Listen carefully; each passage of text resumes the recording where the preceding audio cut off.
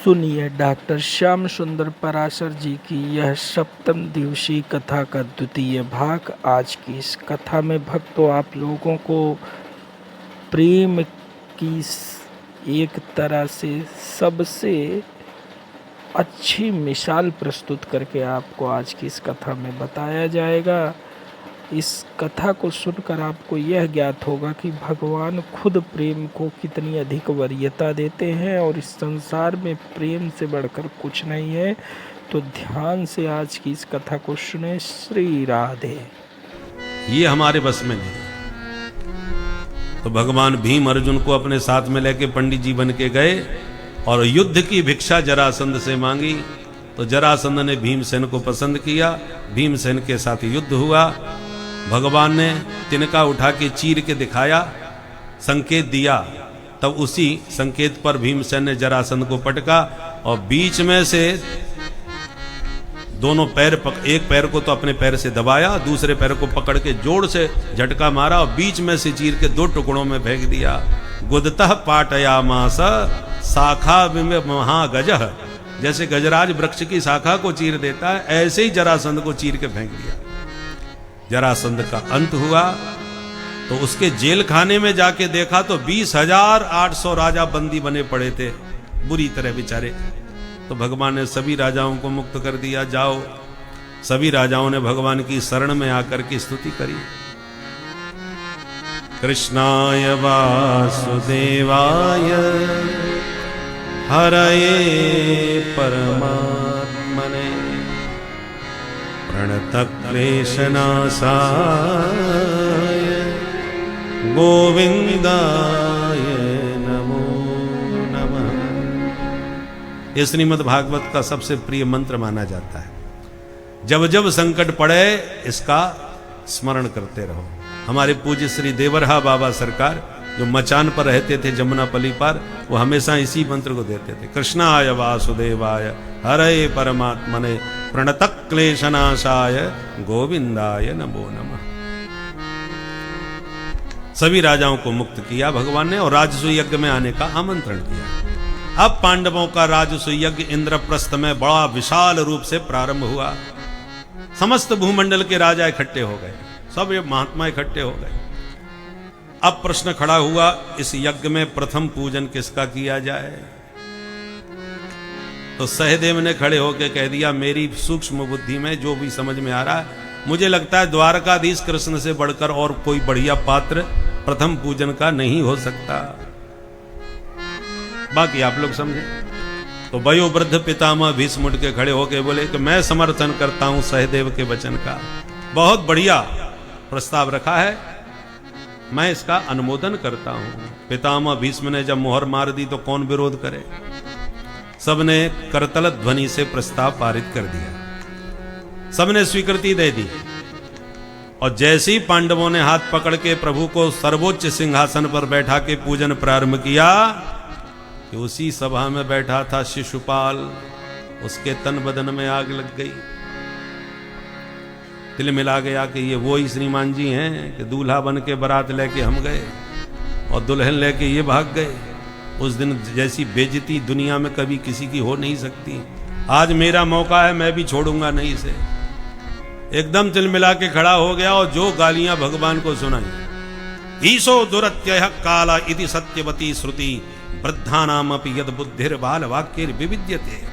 भाई अभी तक हम सुनते रहते थे काल बहुत बलवान होता है, पर आज देख लिया, आज इतनी बड़ी सभा में उस व्यक्ति का प्रथम पूजन हो रहा है जो कहीं का राजा महाराजा नहीं, कहीं का कोई महामंडलेश्वर नहीं, ग्वारिया जिसके कुल खानदान का पता नहीं, और इतनी बड़ी सभा में प्रथम पूजन का पात्र बनने जा रहा है। समय की बलिहारी देखो। बच्चे ने प्रस्ताव रखा, बुढ़े ने पारित कर दिया। बालक और बुढ़े दोनों बराबर के होते हैं, इनमें कोई इनकी बुद्धि उतनी परिपक्व नहीं रह जाती, बाल बुद्धि होती है। इस प्रकार के जब अपशब्द कहे, पांडव तलवार निकाल करके शिशुपाल को दंड देने के लिए तिलमिला के खड़े हो गए। हमारे प्रभु का अपमान हम कदापि सहन नहीं करेंगे। जो तलवार खींची पांडवों ने तो शिशुपाल के समर्थन में भी बहुत से राजा उसके पक्ष में खड़े हो गए तलवार तान के। और वो खड़े होकर के शिशुपाल के समर्थक बोले नहीं नहीं, अभिव्यक्ति की आजादी मिलनी चाहिए सबको। चेदी नरेश शिशुपाल को भी अपनी बात कहने का पूरा अधिकार है, हम उनके साथ हैं।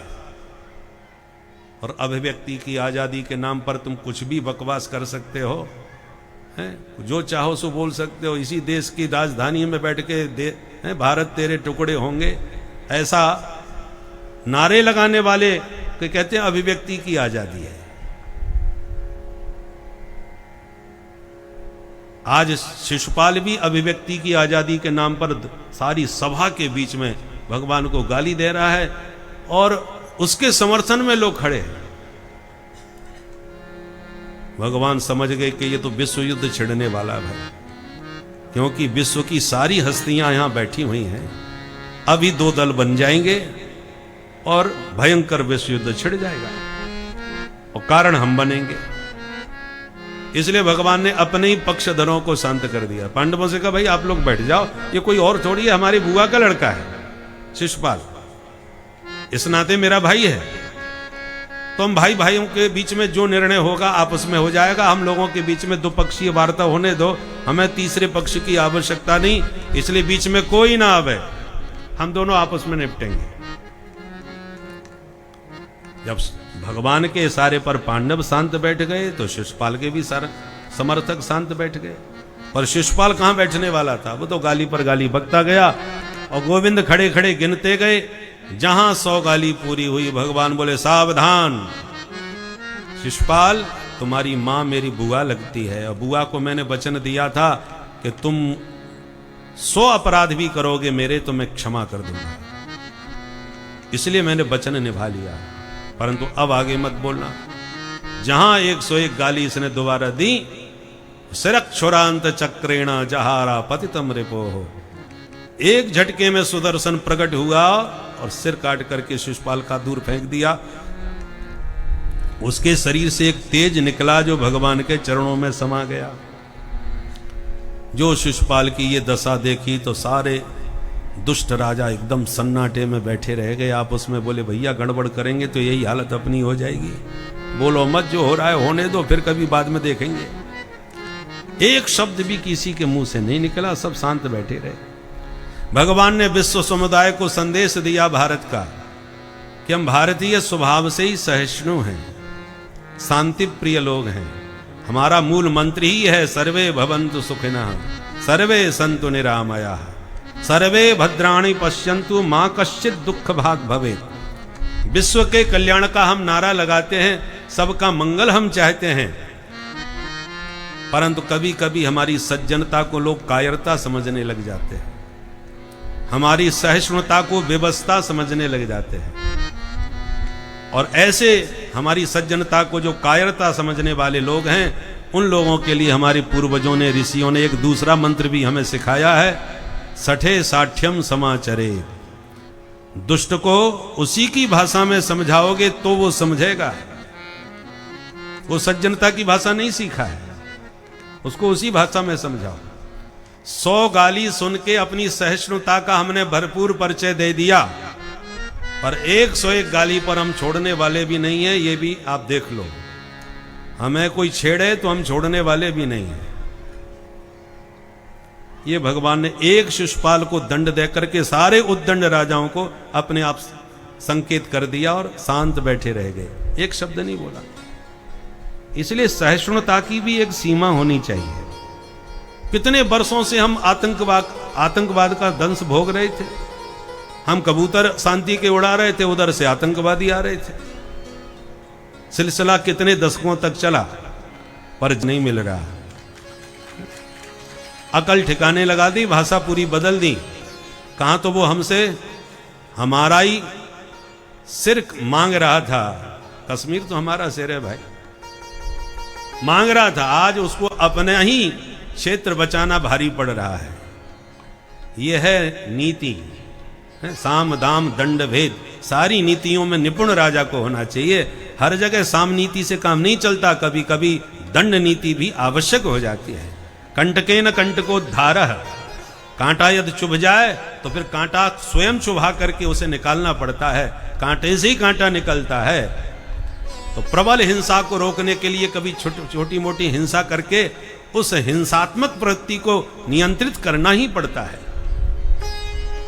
इसलिए भगवान ने 100 गाली सुन के सारे विश्व को सहिष्णुता का भी परिचय पूरा दिया और 101 गाली पर मृत्यु दंड शिशुपाल को दे करके सब दुष्ट राजाओं को अपने प्रताप का भी परिचय दे दिया। एक समय वो आया था कि इस देश में छोटे छोटे आसपास के देश भी हमको आंख दिखाने लग गए थे। आज स्थिति ऐसी आ गई प्रभाव से परिचय होने के बाद कि बड़े बड़े शक्तिशाली देश भी अपना कदम पीछे हटाने के लिए विवश होने लग गए। क्योंकि आप कितने भी शक्तिशाली हो, पर समय पर यदि आपने अपनी शक्ति का सही प्रयोग नहीं किया तो शक्तिशाली होते हुए भी आप कायर ही सिद्ध हो जाओगे। इसलिए समय पर शक्ति का परिचय देना परमावश्यक होता है। बोल भारत माता की जय। पूरा यज्ञ बड़े आनंद के साथ संपन्न हुआ, किसी ने कोई उपद्रव नहीं किया।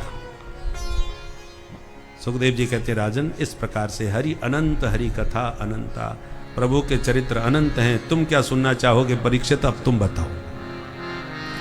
तब परीक्षित ने कहा, प्रभु भगवान का एक नाम है दीन बंधु। तो क्या कभी भगवान ने किसी दीन को बंधु बनाया था? ऐसा कोई पावन चरित्र कृपा करके सुनाए। तब सुखदेव जी को सुदामा जी की याद आई। 2 अध्यायों में सुदामा जी का चरित्र सुखदेव जी ने सुनाया है, पर एक बार भी सुदामा नाम सुखदेव जी के मुंह से नहीं निकला। जिसके प्रति हम बहुत आदर भाव रखते हैं उसका नाम नहीं लेते, श्रेष्ठ जनों का नाम नहीं लिया जाता। पहले माताएं अपने पति का नाम कहां लेती थी, अब तो चलता है। आत्मनाम गुरोर नाम नामातिक्रपणस्य च श्रेयस कामो न गृहणीयात् ज्येष्ठापत्य कलत्रयोः। इतने लोगों के नाम नहीं लेना चाहिए। अपना नाम अपने मुंह से बार बार नहीं लेना चाहिए। जहां आवश्यकता है वहां लो। जितना हो सके अपना नाम अपने मुंह से नहीं लेना चाहिए। गुरोर नाम, गुरुदेव भगवान का भी नाम नहीं लेना चाहिए। और जो महाकंजूस व्यक्ति हो उसका भी नाम नहीं लेना चाहिए। कृपण का नाम नहीं लेना चाहिए। आत्मनाम गुरोर नाम नामातिक्रपणस्य च, अतिक्रपणस्य, महाकृपण जो हो उसका भी नाम नहीं लेना चाहिए। और ज्येष्ठापत्य, अपत्य माने बेटा, अपने ज्येष्ठ पुत्र का भी नाम नहीं लेना चाहिए, बड़े बेटे का नाम नहीं लेना चाहिए। और कलत्रयो, कलत्र माने स्त्री, अपनी पत्नी का भी नाम नहीं लेना चाहिए। पहले पति पत्नी एक दूसरे का नाम नहीं लेते थे, कोई संकेत में नाम रख लेते थे। अभी हम जब एक बार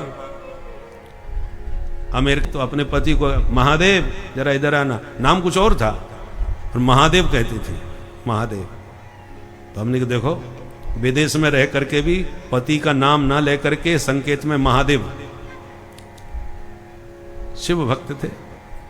तो मतलब यह है कि पति पत्नी को कोई सांकेतिक नाम लेकर के बुला लेना चाहिए। जो मूल नाम है वो सार्वजनिक रूप से नहीं लिया जाता। तो सुदामा जी के प्रति इतनी श्रद्धा है सुखदेव जी के मन में कि विशेषणों की झड़ी लगा दी पर नाम नहीं लिया।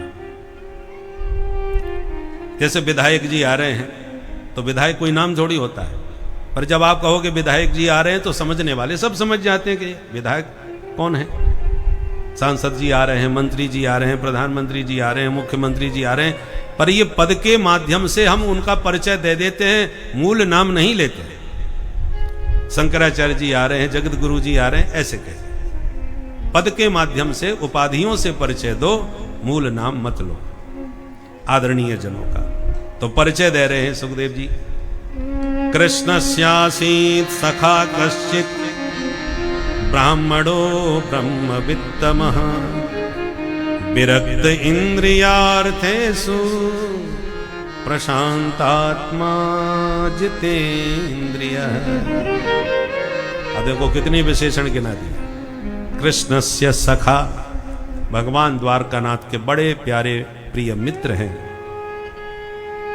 और ब्राह्मण देवता हैं। सिर्फ ब्राह्मण नहीं कहा, ब्राह्मणो ब्रह्मवित्तमः, ब्राह्मण के साथ कहा ब्रह्मवित्तमः, तम प्रत्यय लगाया। केवल ब्रह्मविद नहीं कहा, ब्रह्मविद का मतलब ब्रह्मवेत्ता, ब्रह्म को जानने वाले हैं, इतने से काम चल जाता है। परंतु ब्रह्मवित्तमः, तम प्रत्यय कब लग जाता है? सर्वोच्च स्थिति में। जैसे उच्च, फिर उच्च के बाद उच्चतर, फिर उच्चतम। अब तम लग गया, उसके ऊपर कोई नहीं रहेगा। श्रेष्ठ, श्रेष्ठतर, फिर श्रेष्ठतम। गुह्य, गुह्यतर, फिर गुह्यतम है।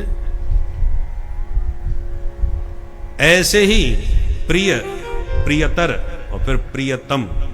जब तम प्रत्यय लगता है उसके ऊपर कोई रह नहीं जाता। इसका मतलब ब्रह्मवित्तमः का मतलब क्या हुआ? ब्रह्मवेत्ताओं में भी परम श्रेष्ठ है। ब्रह्मवेत्ता तो बहुत हैं, पर उन ब्रह्मविद वरिष्ठों में जिनकी गणना होती है श्रेष्ठ जनों में, ऐसे थे श्री सुदामा जी महाराज। आजकल हम सुदामा जी के लीला चरित्र कहीं देखते हैं तो प्राय उनको एक तरह से कार्टून सा बना देते हैं। कभी वो लड़खड़ा के चलेंगे डंडा लेकर के, जैसे लंगड़े हों।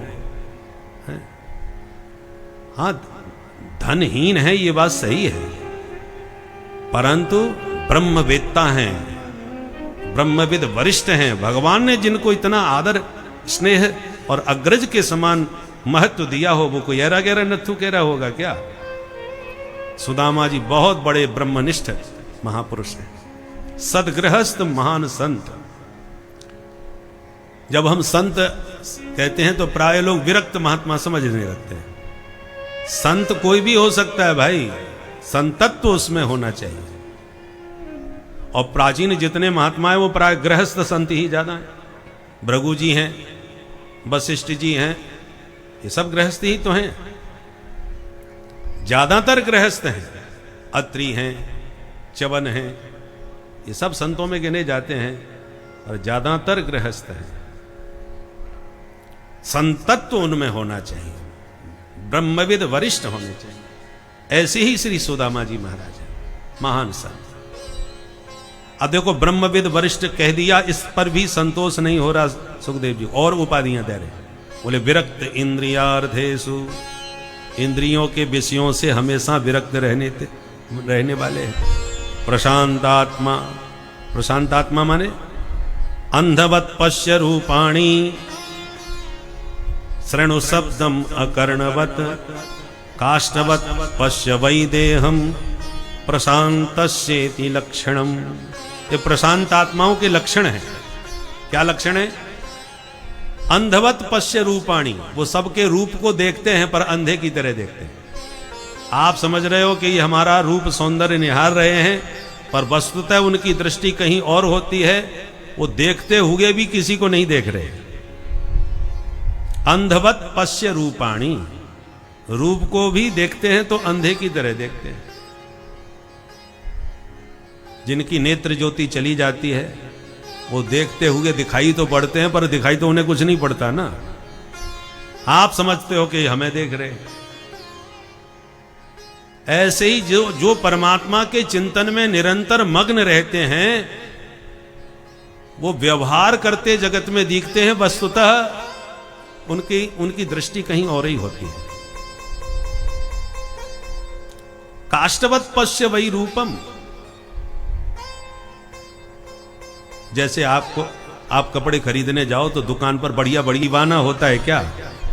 कोई नहीं होता। सबको मालूम है मिट्टी के पुतले हैं। कितने भी सुंदर आकर्षक हों पर लोग उसके दीवाने नहीं होते। ये जानते कि लकड़ी के हैं या मिट्टी के हैं। उसी प्रकार ये जितने भी मूर्तियां हैं, प्रशांत आत्मा महापुरुष इन मूर्तियों को जब देखते हैं उसमें ब्रह्मा जी की कलाकारी देखते हैं कि ब्रह्मा जी कितने गजब के कारीगर हैं, देखो क्या बढ़िया मूर्ति बनाई है। वो उस मूर्ति में आकर्षक नहीं है, कारीगरी में ब्रह्मा जी के देख करके प्रमुदित होते हैं, कृति में गदगद होते हैं। बोलो राधे राधे। इसलिए महात्मा लोग व्यवहार में भी कहते हैं आज कितनी मूर्तियां प्रसाद पाएंगी भाई, आपके साथ में कितनी मूर्तियां आई हैं। मूर्ति यही कहते हैं कि सब परमात्मा की बनाई हुई मूर्तियां भाई। तो ऐसे जिनके लक्षण हों वे प्रशांतात्मा होते हैं। ऐसे ही सुदामा जी परम जितेंद्र। एक दिन सुशीला उनकी धर्मपत्नी हाथ जोड़ के पूछने लगी, स्वामी एक बात पूछूं? बोले हाँ पूछो। बोले ननु ब्रह्मन भगवतः सखा साक्षात् श्रियः पति ब्रह्मण्यश्च शरण्यश्च भगवान सात्वतर्षभ। स्वामी मैंने सुना है द्वारकानाथ कृष्ण आपके बहुत अच्छे मित्र हैं। चौंक गए सुदामा जी। ब्राह्मणी किसने बताया तुझे? बोले महाराज एक संत आए थे भिक्षा मांगने के लिए। आप तो अपने भजन में बैठे थे, मैंने प्रणाम करके कहा महाराज घर में कुछ भी नहीं है जो मैं आपको भिक्षा में दे सकूं। तो बोले ये तो सुदामा जी का घर है ना? मैंने कहा हाँ। आप जानते हैं मेरे स्वामी जी को? तो वो बोले मैं तब से जानता हूं जब से वो द्वारकाधीश कृष्ण के साथ पढ़ते थे गुरुकुल में।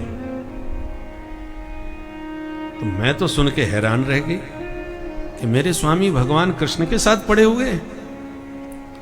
मुझे उनकी बात पर भरोसा नहीं होगा तो इसलिए मैंने आपसे पूछ लिया क्या वो जो कह रहे थे वो सत्य है? तो मुस्कुरा के सुदामा जी बोले हाँ देवी बात तो बिल्कुल सही है। अवाक रह गई सुशीला। धन्य है महाराज, भगवान द्वारकानाथ आपके घनिष्ठ मित्र सहपाठी, और आज तक आपने अपनी पत्नी तक को नहीं बताया। अब इसी से जान जाइए सुदामा जी का स्वभाव कैसा होगा। हमेशा किसी महापुरुष से आपका संबंध है तो आप सबको न पूछने पर भी अवश्यमेव बताना चाहोगे ताकि उसे पता चले कि हमारी पहुंच कहां तक है।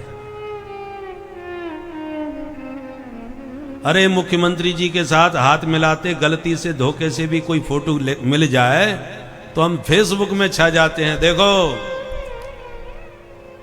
महापुरुषों से कौन भाई जुड़ना नहीं चाहता, कोई बुरी बात नहीं है, परंतु ये बताना वो चाहते हैं ताकि वो अपना प्रभाव समाज में प्रतिष्ठित कर सकें।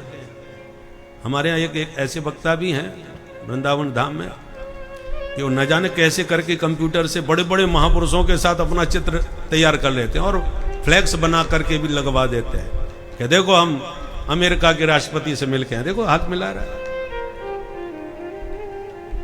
अब भोले भाले लोग तो बेचारे अरे ऐसे ऐसे दिग्गज लोगों से इनसे संबंध है अपना। अब जिसको समाज में अपने प्रभाव की प्रतिष्ठा करनी है वो कैसे नहीं कैसे बताएगा कि मेरी पहुंच कहां तक है। परंतु सुदामा जी को दुनियादारी से कोई मतलब ही नहीं और कोई किसी से कोई अपेक्षा भी नहीं, इसलिए द्वारकानाथ कृष्ण मित्र होते हुए भी आज तक उनकी पत्नी तक को नहीं माना और किसी को क्या बताएंगे। आज सुशीला को पता चला तो पीछे पड़ गई। यदि ऐसी बात है महाराज तो मेरी प्रार्थना सुन लो, एक बार उनसे मिलने जरूर जाओ। क्या तुम्हारा मन नहीं होता कभी मित्र से मिलने का? कैसी मित्रता है, एक बार तो कम से कम मिलने जाओ, केवल राजी खुशी पूछने के लिए। मुझे तो विश्वास है उनके दर्शन से ही हमारा दारिद्र्य दूर हो जाएगा। अब सुशीला के अंतर मन में तो भाव यह है कि जाएंगे तो इतने बड़े राजा के पास जाएंगे, कुछ तो माल पानी मिलेगा ही, कुछ दिनों का तो भोजन भंडारा घर में चलेगा, क्योंकि 5-5 दिन तक चूल्हा नहीं जलता, कुछ है ही नहीं, क्या बनाए क्या पवाएं। और सुदामा जी पर कोई फर्क नहीं। इसलिए सुशीला जोर दे रही है कि दास्यति द्रविणम भूरी, जाएंगे तो माल बहुत मिलेगा। पर सुदामा जी के मन में भी मिलने की उत्कंठा बलवती हो गई। मन में सोचने लगे, बहुत दिनों से सोच रहा था कि कभी कृष्ण से जाके मिलूं, पर संकोच में पड़ जाता था। नाम तो बहुत सुन रहा हूं उसका, द्वारकाधीश बन गया है, परंतु इतनी दूर जाऊंगा तो न जाने ब्राह्मणी मुझे जाने भी देगी कि नहीं। पर आज ब्राह्मणी स्वयं कह रही है चले जाओ, इसका मतलब ठाकुर जी याद कर रहे हैं मुझे जाना चाहिए। और अयम ही परमो लाभ उत्तम श्लोक दर्शनम। सुदामा जी के मन में भाव क्या जगा? उत्तम श्लोक दर्शनम। श्लोक माने कीर्ति। उत्तम पुरुषों के द्वारा जिनकी कीर्ति गाई जाए उसे उत्तम श्लोक कहते हैं। झूठी कीर्ति तो आप कवियों से कविता बनवा करके करवा सकते हो, बढ़िया सा रुपया पैसा कुछ दे दो तो 40 बन जाएगा आपका, जो चाहो सो बनवा लो कीर्ति। कवि तो किसी का भी गुणगान कर सकते हैं यदि उनकी सेवा बढ़िया हो जाए तो। मंत्री जी कहते हमारी भैंस की कीर्ति गाओ तो भैंस की महिमा गाने लग जाएंगे। आपकी भैंस तो बिल्कुल घनश्याम श्याम सुंदर की तरह है, एकदम सांवली सलोनी, इसके श्री अंग की कांति तो एकदम मुरलीधर माधव जैसी। कुछ भी कर सकते हैं भाई, और कुछ पुरस्कार मिले तो कुछ कीर्ति गावे। तो केवल धन के बल पर या स्वार्थ सिद्धि के लिए कोई कीर्ति तो किसी की भी गा सकता है, वो उत्तम श्लोक नहीं है। उत्तम पुरुषों के द्वारा जो किसी की मिथ्या प्रशंसा नहीं करते, सच का अवलंब लेने वाले जो साधु हैं, उनके द्वारा जिनकी कीर्ति गाई जाए वो उत्तम श्लोक कहलाते हैं। जैसे भरद्वाज जी कह रहे हैं, सुना हूं भरत हम झूठ न करें, उदासीन तापस बन रहे। हम उदासीन महात्मा हैं, झूठ नहीं बोलते कभी। ऐसे उदासीन संत जिसकी महिमा अपने मुंह से गावे वो असली महिमा होती है, वो सत्य होती है, वो उत्तम श्लोक होते हैं। तो मेरे उत्तम श्लोक कृष्ण का मैं दर्शन पाऊंगा, ब्राह्मणी कह रही है तो जरूर जाऊंगा। पर बोले सुनो देवी, खाली हाथ तो हम जाने वाले हैं, बरसों के बाद मित्र से मिलने जाऊंगा तो कुछ तो हाथ में लेके जाऊं। सुशीला बोली चिंता न करो, मैं व्यवस्था बनवाती हूं। तुरंत 4 ब्राह्मणियों के घर जा करके एक एक मुट्ठी चावल मांग लाई। याचित्वा चतुरो मुष्टि विप्रां पृथुक तंडुला चैलखंडेन तान बद्ध्वा भर्त्रे पादादुपायनम्। 4 घरों से एक एक मुट्ठी चावल मांग करके सुशीला ले आई और पूरा घर छान मारा। 4 मुट्ठी चावल को बांधने के लिए कपड़े का टुकड़ा घर में नहीं मिला। एक बहुत पुरानी धोती मिल गई जिसमें हजारों छिद्र हो रहे थे, तो उसी को यत्र तत्र सिल करके और वस्त्र के नीचे वस्त्र लगा करके छिद्रों को छुपा करके 4 मुट्ठी चावल की पोटली बांध के सौंप दी और कहा महाराज यही तुच्छ भेंट देना, और जब सखा को अपना यह उपहार देना तो एक संदेश मेरा भी सुना देना। क्या कहूं? 1 मास 2 पाख में 2 एकादशी हो, सो प्रभु दीन दयाल ने नित्य प्रतिदिन हो।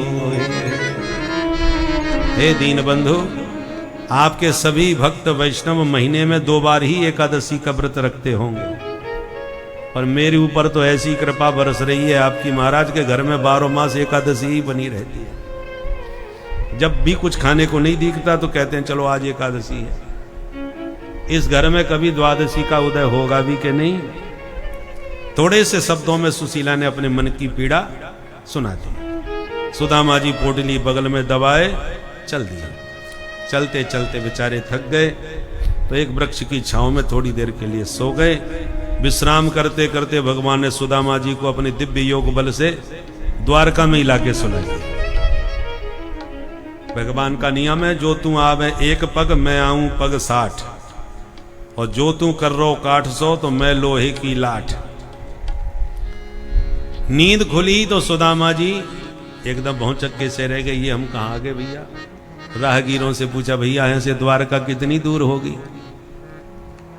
राहगीर मुस्कुराया, अरे बाबा द्वारका में तो आप खड़े ही हो, ये द्वारका के भव्य भवन तुम्हें नहीं दिख रहे क्या?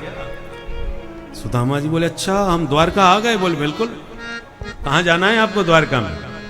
बोले भैया हम अपने कन्हैया से मिलवे जा रहे हैं। कन्हैया कौन है बाबा? उनका कोई पता ठिकाना है? सेक्टर नंबर, गली नंबर, मोहल्ले का नाम कुछ पता है? सुदामा जी बोले ये हमें कछु ना मालूम भैया, इतना मालूम है कि वो यहाँ को राजा है। मेरो बचपन को मित्र है, इसलिए प्यार से मैं बातें कन्हैया कह दूं। वैसे नाम बाको कृष्ण है। जो कृष्ण नाम सुना तो सब राहगीर मुंह ताकने लगे सुदामा जी का। महाराज मालूम है आप किसका नाम ले रहे हैं? अरे वो यहाँ के राजा ही नहीं है, हमारे भगवान हैं, मालिक हैं। उनका नाम कोई ऐसे लेता है महाराज? सुदामा जी बोले तो बता भैया कैसे नाम लिया जाए? राहगीर बोले बाबा कुछ विशेषण लगा के आदर से नाम लो। श्री श्री 1008 श्री महाराजा धीराज गोविप्र प्रतिपालक भगवान द्वारकानाथ श्री कृष्णचंद्र जी महाराज, ऐसे बोलो। सुदामा जी बोले भैया तेने तो बड़ो लंबो चौड़ो नाम सुनाई दियो। अच्छा ठीक है, वो तेरे महाराज मिलेंगे कहाँ ये बता। बोले बाबा ये जितने भी लाइन से आपको पंक्तिबद्ध भवन दिख रहे हैं सब हमारे सरकार के हैं, और हमारे सरकार ब्राह्मणों के बहुत भक्त हैं, संकोच मत करना, जाके प्रेम से मिलना। राहगीर कह के चल दिए, पर सुदामा जी को हर्ष भी है और मन में भय भी है। हर्ष इस बात का है कि मेरा कृष्ण इतना बड़ा राजा, इतने सारे महल, और भय इस बात का है कि इतने वर्षों के बाद मिलूंगा तो न जाने पहचान पाएगा कि नहीं, मेरा नाम भी उसे याद होगा कि नहीं। सोचते विचारते सुदामा जी आगे बढ़े और रुक्मिणी के महल में घुस गए। जैसे ही प्रवेश किया द्वारपालों ने स्वागत किया, आइए महाराज। कहां से शुभागमन हुआ? सुदामा जी बोले अपने महाराज से बस इतना बता दो कि तुम्हारे बचपन के एक मित्र ब्राह्मण सुदामा मिलवे को आए। ओहो महाराज के मित्र हैं आप, विराजिए। तुरंत द्वारपाल भीतर गया, प्रभु को प्रणाम करके निवेदन किया। बोले सरकार, दास को इस दरबार की सेवा में बहुत वर्ष बीत गए, आए दिन विभूतियां आती हैं, हम मिलवाते हैं, पर आज जैसी विभूति दरवाजे पर खड़ी है ऐसी पहले कभी कोई विभूति देखने को मिली नहीं। और उससे भी बड़ा आश्चर्य यह है कि वो आपको अपना मित्र भी बता रहे। कौन है भाई ऐसा? परिचय दिया। शेष पगान जगा तन में, प्रभु जाने को आहे बसे के ही ग्रामा।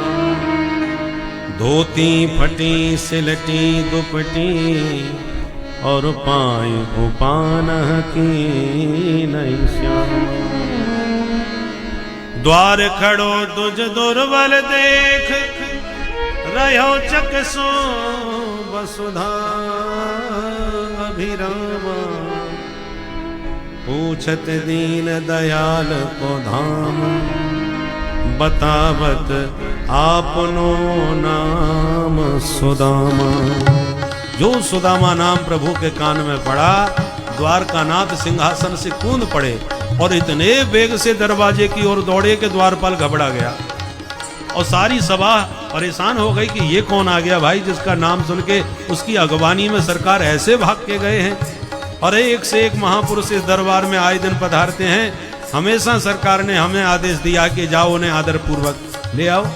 ये पहला अवसर उपस्थित हुआ जिसकी अगवानी के लिए सरकार स्वयं इतने उतावले होकर के भाग के गए हैं। इसका मतलब कोई बहुत बड़ी विशिष्ट विभूति का आज दर्शन होने वाला है हमें। सारी सभा स्वागत के लिए सावधान होकर के खड़ी हो गई। भगवान 7 ड्योढ़ी पार भागते हुए मुख्य द्वार पर पहुंचे, जहां सुदामा जी किंग कर्तव्य विमूढ़ खड़े अनेक परिकल्पनाओं में खोए हुए थे। और जैसे ही प्रभु की दृष्टि पड़ी, वेग से दौड़ के भगवान ने सुदामा जी को उठा के हृदय से लगा लिया। बोल दीन बंधु भगवान की जय। दोनों मित्र एक दूसरे के कंठ लग करके आनंद मग्न हो गए। इतना प्रेमोद्रेक हुआ कि दोनों का ही कंठ अवरुद्ध हो गया, दोनों के ही नेत्र सजल हो गए। कोई किसी से कुशलता का प्रश्न भी कुछ नहीं पूछ पाया। भगवान बड़े आदर के साथ हाथ पकड़ के भीतर लाए और अपने निज सिंहासन पर सुदामा जी को बैठाते हुए रुक्मिणी को आंख से इशारा किया, जल्दी से जल लेके आओ, चरण धोने। रुक्मिणी तुरंत भागी, समझ गई ये कोई सामान्य पुरुष नहीं हो सकता, क्योंकि दास दासियों को आदेश जो दिया जाता है वो पटरानी को आदेश मिला है। तो रुक्मिणी भीतर जल लेने को गई। भगवान सुदामा जी के चरणों की पाद पीठ में बैठ गए। सिंहासन के नीचे चरण रखने के लिए एक पीठ होती है, पाद पीठ हो सके।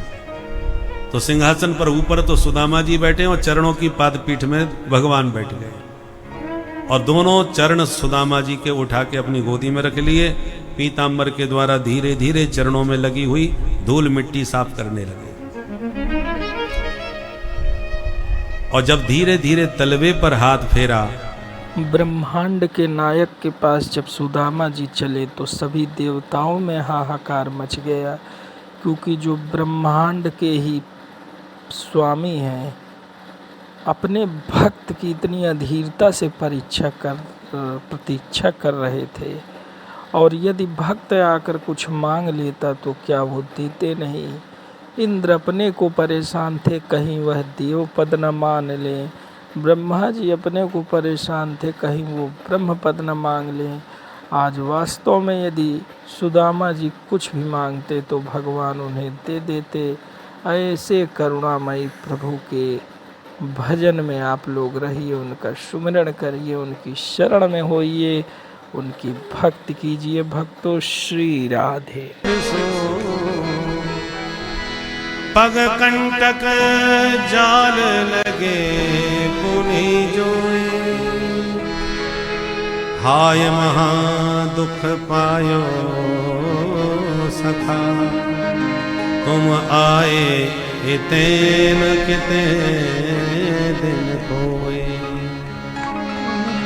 देख सुदामा की दीन दशा, करुणा करके करुणा निधि रोए। पान परात को हाथ छुओ नहीं, नैनन के जल सो पग धोए। प्रीतो विमुंचयन बिंदु, नेत्राभ्याम पुस्तरेक्षण।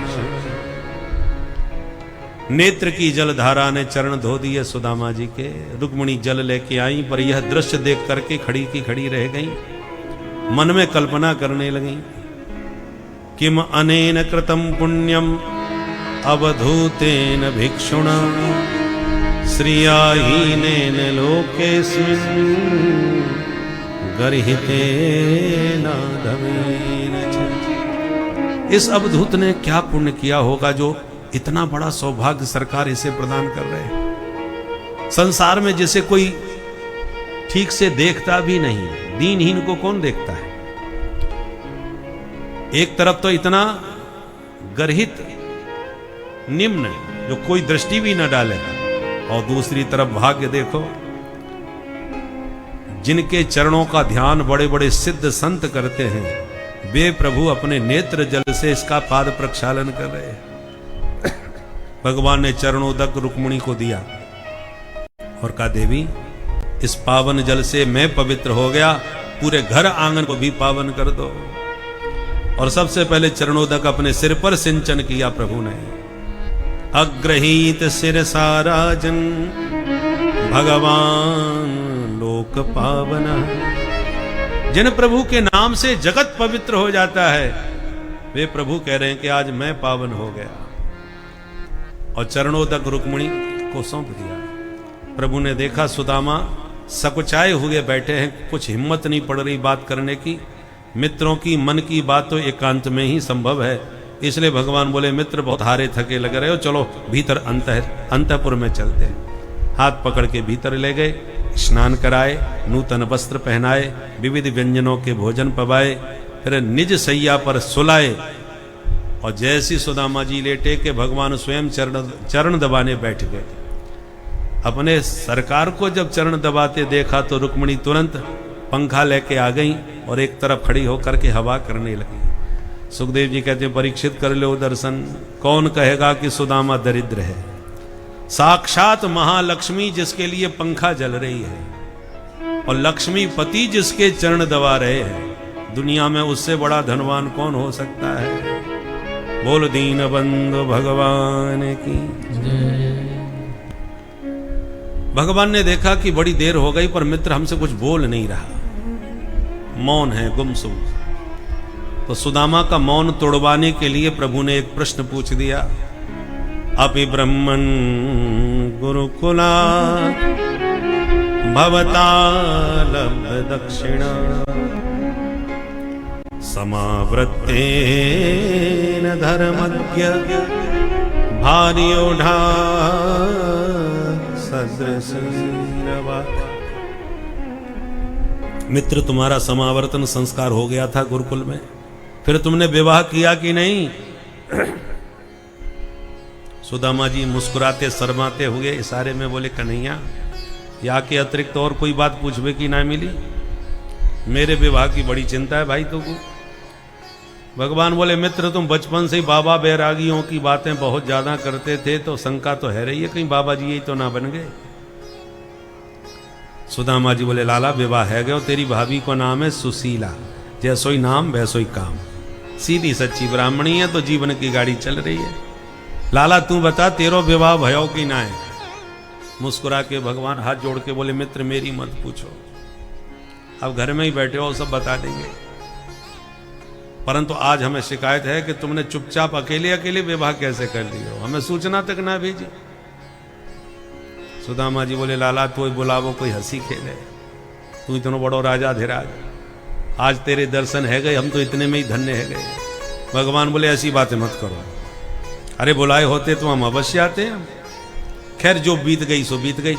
ये बताओ भाभी जी से कब हमारी चर्चा तो करी होगी ना? सुदामा जी बोले, सांची बोलूं तेरी भाभी नहीं भेजो है। अच्छा अच्छा, तो भाभी के भेज बेते आए हो, तो भाभी जी ने यदि भेजा है तो मेरे लिए तो कुछ न कुछ अवश्य भेजा होगा। अब सुदामा जी की धड़कन बढ़ी। 4 घर के टूटे फूटे चावल, चावल एक से तो होते नहीं है कि सबके घर में बासमती ही हो। चावलों के न जाने कितने नाम, कोई बासमती, कोई काली मूछ, न जाने कैसे कैसे नाम है। तो अगले अलग अलग चावल समझ में आ जाए तो एक घर के तो है ना, तो ये का सोचेगा महादरिद्री कहा लेके आयो। इसलिए बड़ी जोर से बगल में पोटली चावल की और कस के दबा ली, छुपा ली, हाथ जोड़ के बोले, कन्हैया भैया हम पे का दरो जो तेरे ताई कछु ला पाए। भगवान बोले, ऐसी बातें मत करो मुझसे, लाए हो तो देव, नहीं तो मना कर दो, कोई बात ना है, घर की बात है। सुदामा जी बोले, मना कर तो रहे भैया, हम कछु ना लाए। भगवान हंस करके बोले, मित्र लगता है तुम्हारी आदतें अभी भी सुधरी ना है। मतलब? बोले, याद है एक बार हम दोनों भैया जब गुरुकुल में पढ़ते थे तो जंगल में गए थे लकड़ी बीनने। अरे हाँ कन्हैया याद आ गई भैया, अरे वो रात तो हम जीवन में ना भूल सके भाई। कितना पानी बरसों बाद ना भाई, दह पानी, मूसलाधार पानी, पूरा जंगल पानी से लबालब भर गयो, हम तो रास्ते ही भटक गए।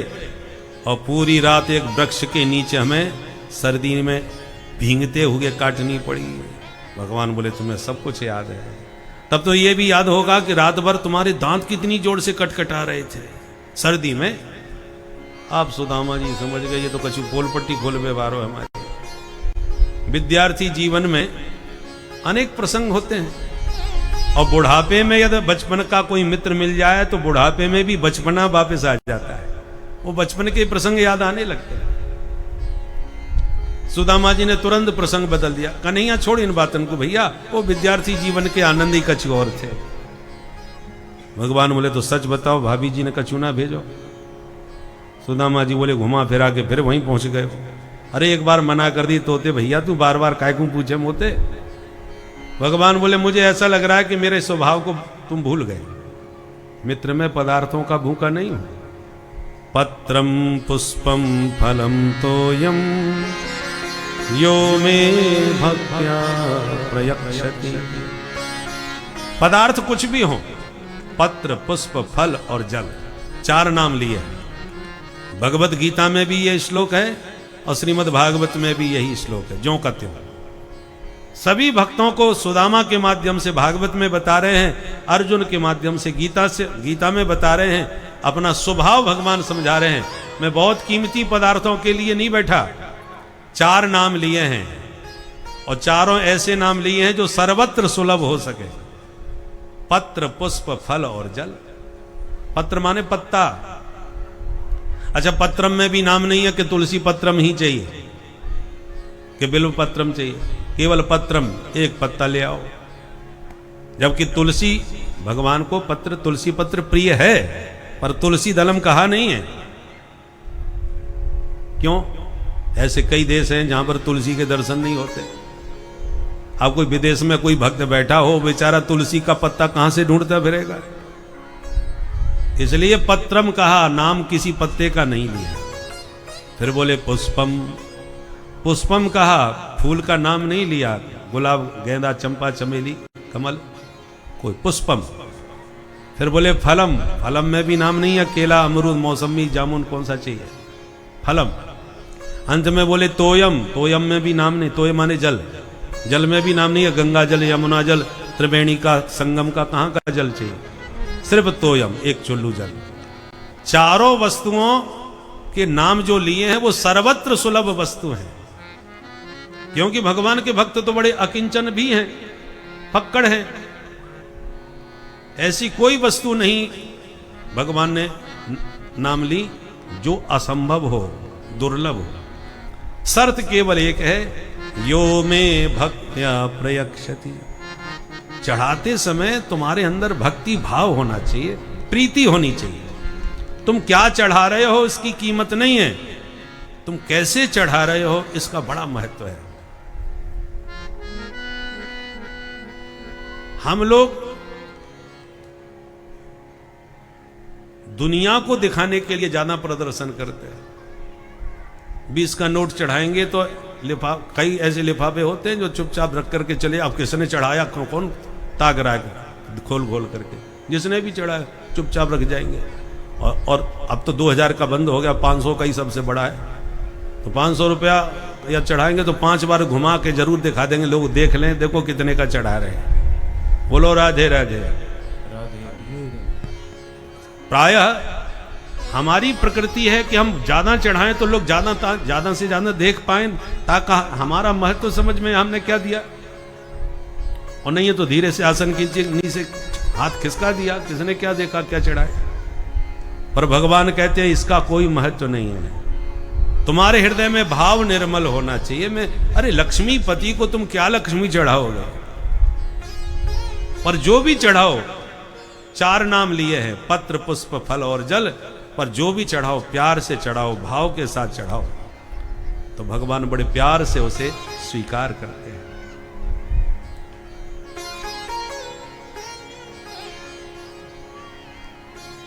परंतु सुदामा जी साहस नहीं जुटा पाए। कन्हैया तू चाहे जितना प्रवचन कर दे, जब है ही कछूना है तो मैं कहां से दूं। प्रभु समझ गए ये बड़े शर्मीले हैं भाई। अच्छा मित्र, कुछ नहीं लाए तो जाने दो, पर एक बात बताओ, मैं बड़ी देर से तुम्हें देख रहा हूं, जब से आए हो ये हाथ दबा यूं काय क्यों बैठे हो। सुदामा जी बोले नहीं नहीं ऐसी कोई बात ना कर, नहीं अब इतनी लंबी यात्रा से पैदल पैदल चले हैं तो हाथ पैर में थोड़ा बहुत तो दर्द है ही जाए। भगवान बोले लो, हाथ में दर्द है और हम पैर दबाए रहे। अरे पहले क्यों ना बताई, हाथ ही दबाएंगे ना, 1 मिनट में तुम्हारो दर्द दूर भगाऊं, तुम अपनो हाथ मुंह पकड़ाओ। सुदामा जी बोले मेरे हाथ से हाथ मत लगाइयो, मैं बिल्कुल ठीक हूं, मेरी तू ने को चिंता मत कर नहीं। भगवान बोले चिंता कैसे ना करेंगे, जब मेरे घर में आए हो तो चिंता तो करनी पड़ेगी। अब दर्द तो हम तुम्हारो दूर करके ही रहेंगे। और जबरदस्ती भगवान ने पोटली दिखाई पड़ गई तो एक झटके में पकड़ के छीन लिया। स्वयं जहार किमिदम इति प्रतुक तंडुलान। सुदामा जी मुंह लटका के रह गए। भगवान ने पोटली खोली और इति मुष्टिम सकर जगध्वा द्वितीयाम जगदुमादधे। एक मुट्ठी चावल हाथ में लेके अपने मुखार बिंद में डाल लिए और मन ही मन संकल्प लिया कि एक लोक की संपदा का मैंने अपने प्रिय सखा को दान किया।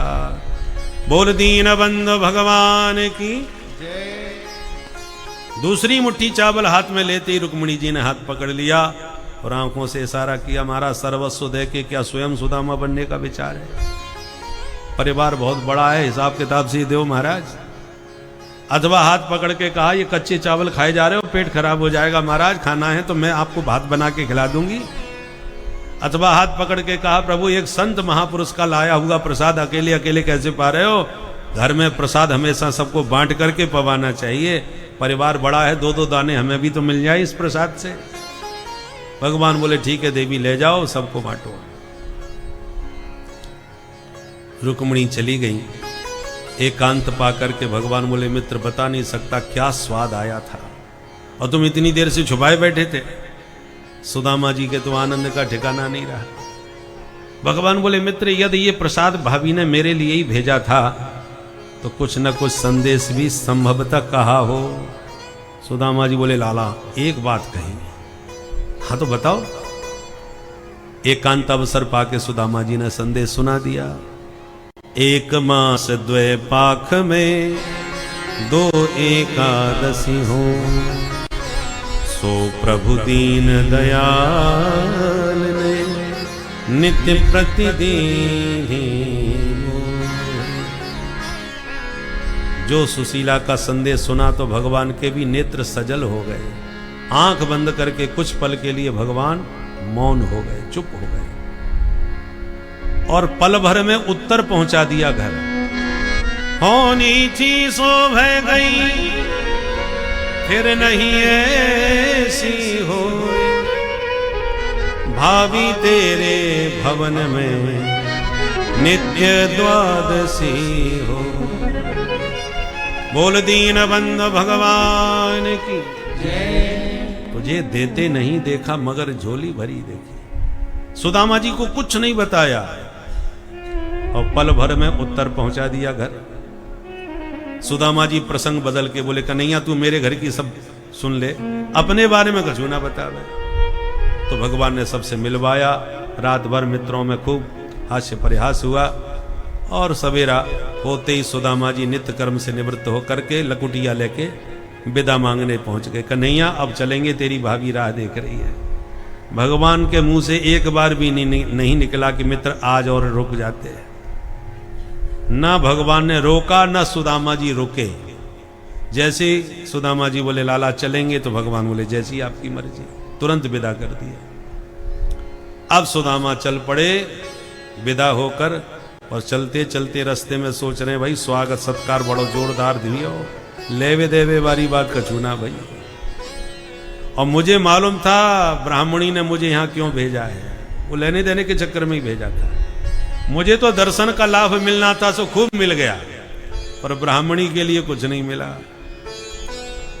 मुझे तो इससे बड़ी संपत्ति क्या मिलेगी कि मेरे जैसे दरिद्र को दौड़ के द्वारकानाथ ने हृदय से लगा लिया सबके बीच में। क्वा हम दरिद्र पापिया क्व कृष्ण श्रीनिकेतना,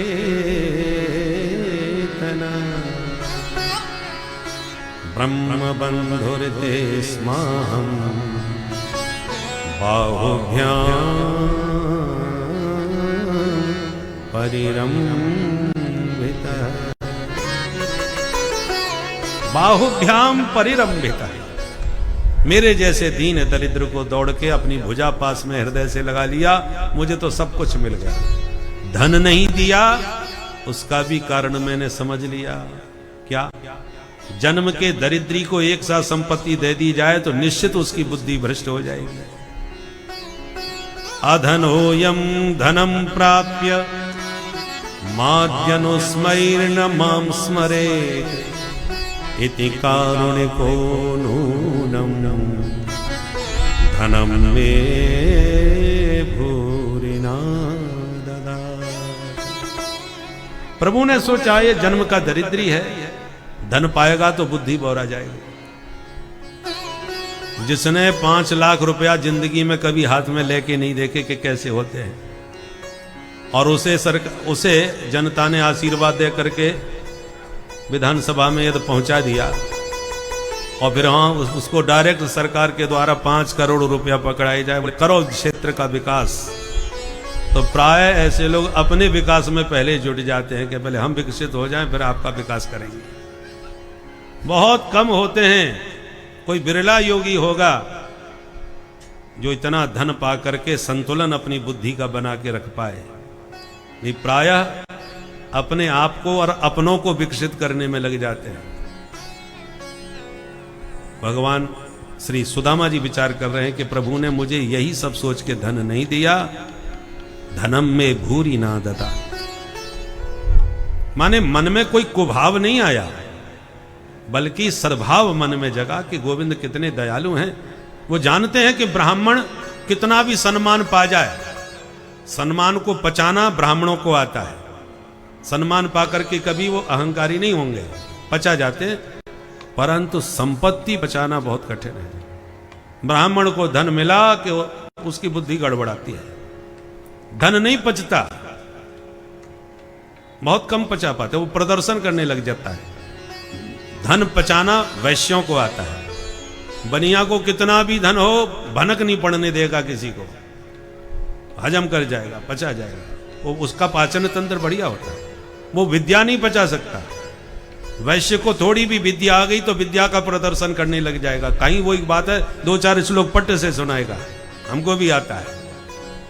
विद्या वैश्य से नहीं पचेगी, वो धन पचा सकता है, और ब्राह्मण विद्या पचा सकता है, धन नहीं पचा पाएगा। धन का तुरंत ही प्रदर्शन करेगा, और कितना भी बड़ा महापंडित हो पचा जाएगा, पता ही नहीं चलेगा ये इतने विद्वान हैं। विद्या पचाना और सम्मान पचाना ब्राह्मण की प्रकृति में है।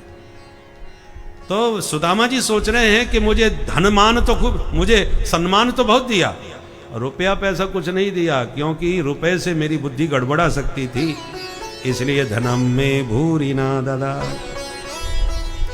ऐसा सोचते विचारते घर पहुंचे, जहां झोंपड़ी थी वहां पर इतना विशाल महल। सुदामा जी के तो होश उड़ गए, हे भगवान ये राजमहल कौन को बन गया भाई। चक्कर काट भी लगे, जगह तो हमारी यही है, स्थान ये वही है, हमारी झोंपड़ी यही जगह थी, पर ये रातों रात महल कौन ने बनवा लियो। समझ गयो काऊ राजा को ये जगह पसंद आ गई, मेरी झोंपड़ी तोड़वा दी, अपनो महल बना लियो। चलो झोंपड़ी गई तो गई, पर पंडितानी कहाँ चली गई। ब्राह्मणी बेचारी कहाँ रोती डोल रही होगी, कौन ते पूछूं कहाँ जाऊं। सुदामा मंदिर देख करे,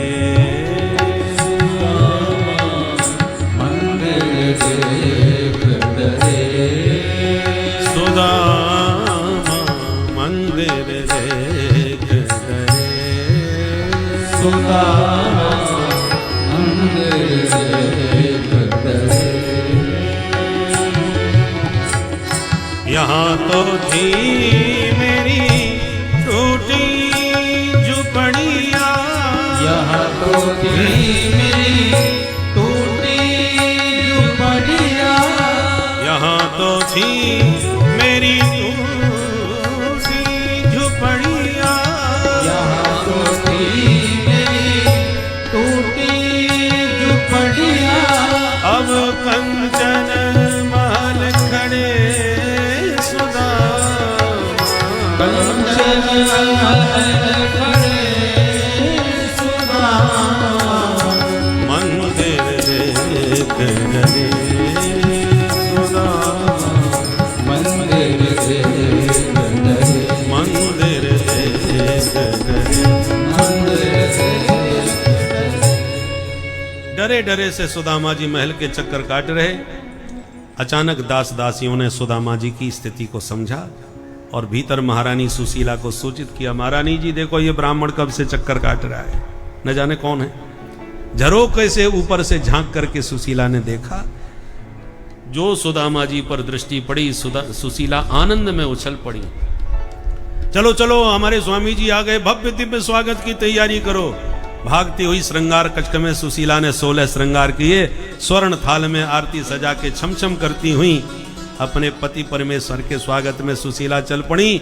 दास दासी सेवक जन जोड़ से जय जयकार करने लगे, बोलो सुदामा महाराज की जय घोष के साथ। जैसी सुदामा जी ने सुना तो और ज्यादा चक्कर में पड़ गए। भाई सुदामा तो हम ही हैं, पर ये सुदामा महाराज कोई और होंगे। ये कौन राजा है भाई सुदामा नाम को हमारे नाम राशि। इतने में देखा कि मुख्य मार्ग से, भवन के भीतर से, मुख्य द्वार से महारानी सुशीला निकल रही हैं। सुदामा जी को लगा कि महल की महारानी कहीं पूजा पाठ कर भी जा रही होंगी, आरती वारती सजा के, तो रास्ता खाली करके एक तरफ किनारे में हाथ जोड़ के खड़े हो गए। छम छम करती सुशीला आई, चरणों में प्रणाम करके आरती उतारी। डरते डरते सुदामा जी बेचारे हाथ जोड़ के बोले, देवी जी आपको परिचय? सुशीला बोली, धन्य महाराज, ऐसे सखाते मिले क्या मोहिए भूल गए? जो सुशीला का मुंह देखा ध्यान से, सुदामा जी के तो होश उड़ गए। पत्नी वीक्ष विस्फुरंती देवी वैमानकी दासीनां निष्कंठीनां मध्ये भांतिं सबे स्मितः। जैसे स्वर्ग की कोई देवांगना विमान में बैठ के नीचे उतर आई हो, ऐसा दिव्य स्वरूप सुशीला का देखकर दंग रह गए सुदामा जी। रुपया पैसा आता है ना तो चेहरा मोहरा सभी बदल जाता है। बोलो राधे राधे। देखा ना महाकुंभ में बेचारी माला बेचने वाली, ऐसे ही चमक आई महाराज कि अब चेहरा ही नहीं पहचान पाओगे, ये वही है। बोलो राधे राधे। धन मान जब आता है ना तो चेहरा मोहरा सब बदल जाता है।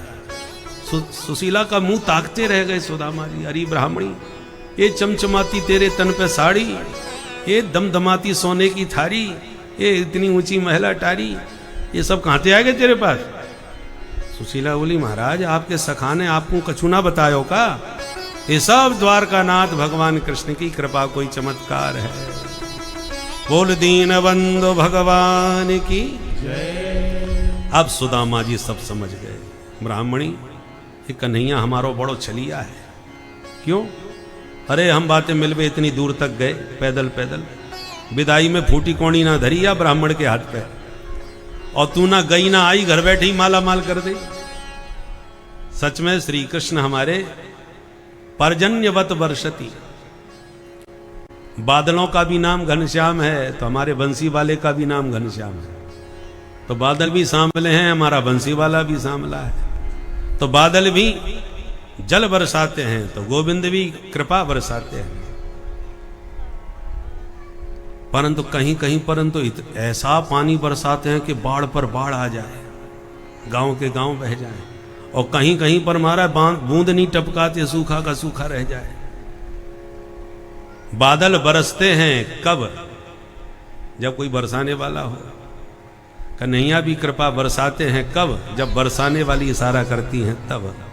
बोल बरसाने वारी की जय। तो भगवान की कृपा भी तभी बरसती है जब बरसाने वाली कृपा बरसाती है, संकेत देती है। भगवान देखो, दिन में बरसे तो सबको दिखता है, रात में बरसे तो पता ही नहीं चलता कब बरस गए। बरसात हर समय दिखाई नहीं देती, कभी कभी सोते रह जाते हैं, बरस के निकल जाते हैं। उसी प्रकार भगवान की कृपा कभी कभी नजर आती है, कभी कभी परोक्ष रूप में भी कृपा बरस जाती है, पता ही नहीं चलता।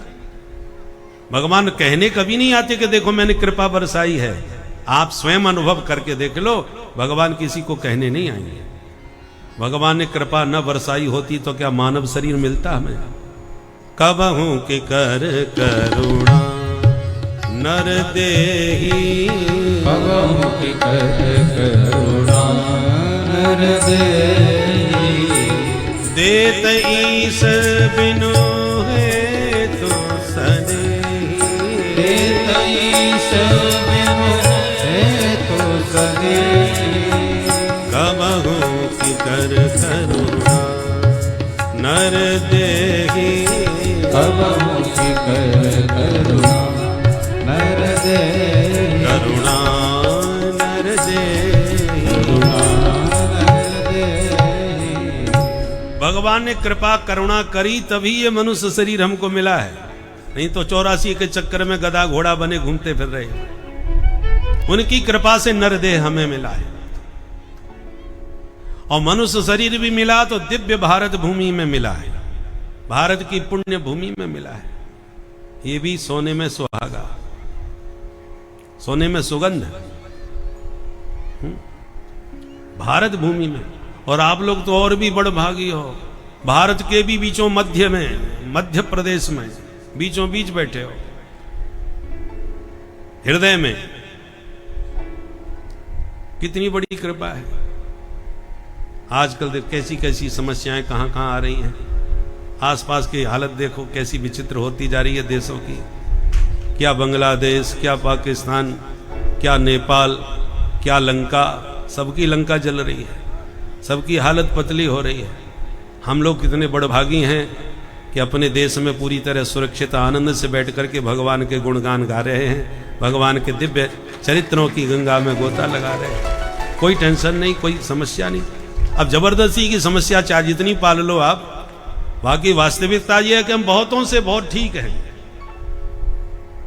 और हम उस काल में भारत में जन्म लिए हैं, परतंत्र में तामे होते तो न जाने क्या क्या हमारी विडंबना हो रही होती। हम स्वतंत्र भारत में जन्म लिए हैं और स्वतंत्र भारत में भी उस काल में है कि हमारी आंखों के सामने रामलला जन्मभूमि पर विराजमान हो रहे हैं। जो हमारे पूर्वज उस दृश्य को देखते देखते बेचारे स्वप्न संयोते चले गए, हमारी आंखों के सामने रामलला विराजमान हो गए हैं। कश्मीर की समस्या का हल हुआ है और जो फैजाबाद बन गया था वो पुनः अयोध्या बन गया, जो इलाहाबाद हो गया था वो पुनः प्रयागराज हो गया।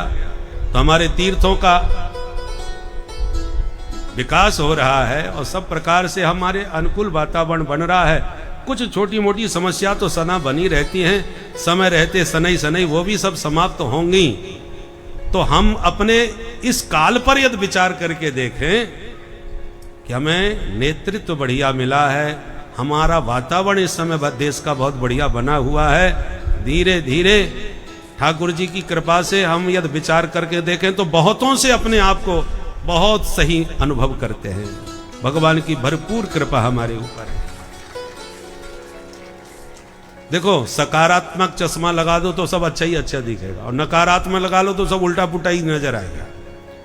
कुछ लोग ऐसे जिनके जीवन में कोई कमी नहीं है, फिर भी वो जबरदस्ती क्या करें महाराज, बेटा ऐसा, बहू ऐसी, वो जिंदगी उनकी स्वभाव ही प्रकृति रोने की बन जाती है, तो रोते ही रहते हैं सब कुछ ठीक होने पर भी।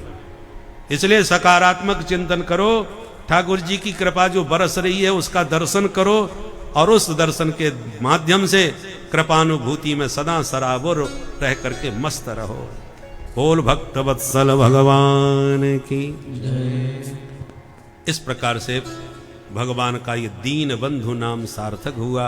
जहीं दीन प्यारे वेद पुकारे, भगवान को दीनों से बड़ा प्यार है, दीन बंधु सार्थक नाम हुआ। जैसी भगवान के पास द्वारकापुरी थी, वैसी ही आज अपने मित्र के लिए सुदामापुरी बना के भगवान ने प्रदान कर दी। अब थोड़ा सा सार रूप में 10 मिनट में शेष चरित्र और सुन लो।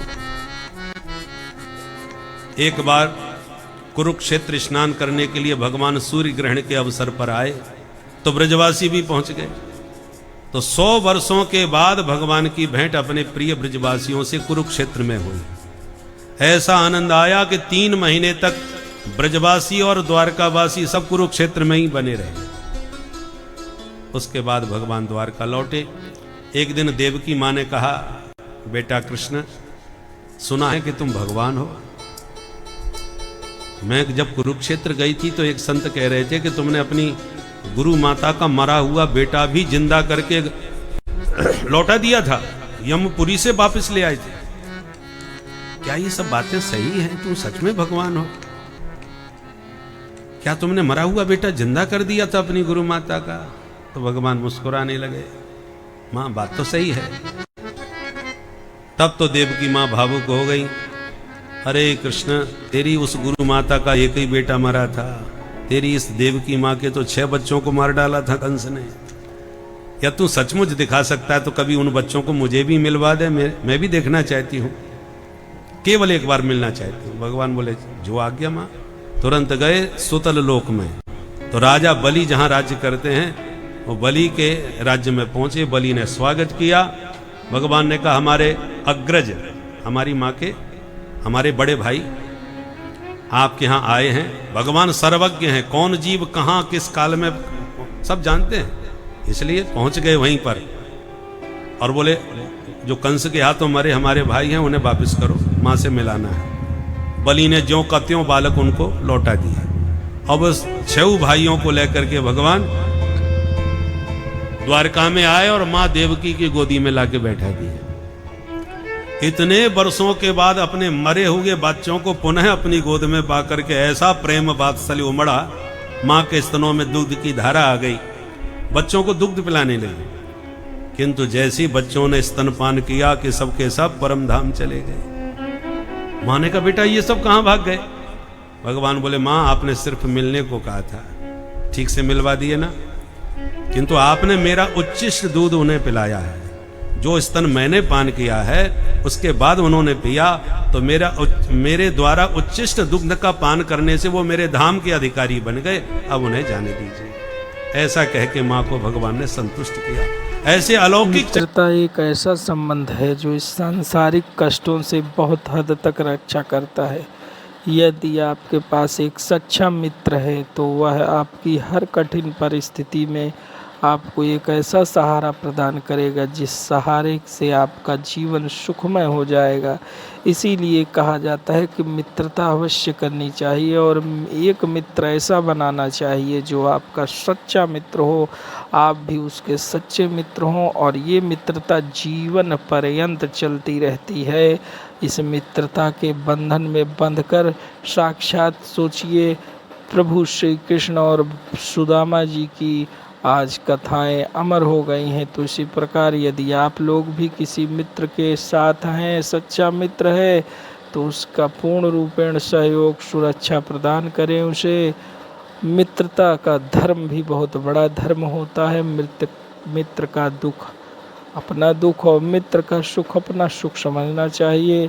और हमारा तो एक ही कहना है कि हम तो ईश्वर को ही सब मानते हैं। मित्र, शत्रु, पिता, पुत्र, माता, सभी कुछ हम प्रभु को ही मानते हैं और उन्हीं का सुमिरण करते हैं, सत्संग करते हैं और उन्हीं की आराधना करते हैं। आप लोग भी उन्हीं की आराधना करें। भक्तों, श्री राधे राधे। बच्चे तुरंत बोले सुनो महाराज जी आंख तो दिखाओ मत। अरे आता है तो बता दो, नहीं मना कर दो। एक बच्चा पीछे से खड़ा होके बोला जब आता ही नहीं है बताएंगे कहां से। अब महात्माओं का माथा ज्यादा गर्म हो गया। दुर्वासा जी बैठे थे वहीं, बोले इधर आओ मैं बताऊं। हाँ महाराज आप बताओ। बोले जनिष्यति वो मंदा मुसलम कुलनाशनम, संपूर्ण वंश का सर्वनाश करने वाले एक मूसल को ये जन्म देगी। इतना कहती बच्चे डर गए, तुरंत कपड़े उतारे सांब के तो उसमें से मूसल निकल पड़ा। अब पसीना छूट गए, हमारे पास मूसल था ही नहीं, ये कहां से आ गया। जब बाबा के कहने से न होने पर मूसल बन गया तो बाबा के कहने से हमारा सर्वनाश भी पक्का है। रोते रोते घर गए, उग्रसेन महाराज को सारी घटना सुनाए। महाराज ने डांट लगाई, पर अब डांटने से क्या होता है। मूसल को घिसवा के पिसवा करके सागर में फेंकवा दिया। वही समुद्र के तट पर एरका नाम की पैनी घास बन के पैदा हो गया। सुखदेव जी कहते हैं राजन राम कीन चाहे सोई होई। भगवान का संकल्प था, उसे कौन अपूर्ण कर सकता है। एक दिन नारद जी आए तो भगवान ने नारद जी से कहा बाबा मेरे माता पिता को मेरे स्वरूप का ज्ञान कराओ। तो नारद जी वसुदेव जी के पास गए। वसुदेव जी ने स्वागत सत्कार करने के बाद प्रश्न किया भगवान कृपा करके आज हमें भागवत धर्म के बारे में कुछ बताओ। तब नारद जी बोले यही प्रश्न एक बार विदेहराज जनक जी ने नव योगेश्वरों से पूछा था। ऋषभ देव जी के 9 बेटा नव योगेश्वर कहलाए। कवि, हरि, अंतरिक्ष, प्रबुद्ध, पिपलायन, आविर्हो, द्रुमल, चमस और करभाजन। जनक जी के दरबार में जब योगेश्वर पहुंचे तो उनका स्वागत करते हुए जनक जी ने कहा दुर्लभो मानुषो देहो देहिनां क्षणभंगुरः तत्रापि दुर्लभं